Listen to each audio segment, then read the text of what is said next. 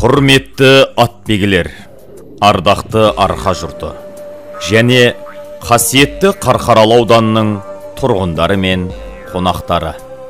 Сіздерге 2 шілде күні Қарқаралы ауданы Қасым ауылында Қарқаралы ауданының атбегілері мен Қапанұлы Тұяқ марқұмның бауырлары және балаларының ұйымдастыруымен серлікті жанына серік еткен Тұяқ марқұмды еске алу құрметіне аламан бәйге өтетінін хабарлаймыз.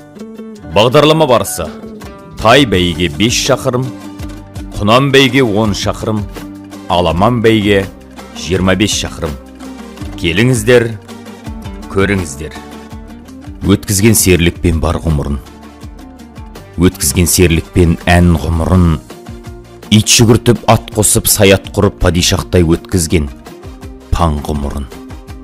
Қадіріңізді түсірмес қалқың сақтап, айнымайтын аманат салтын сақтап, ортамыздан кетіп еді кеше ғана Аққора атамекен жерін тастап.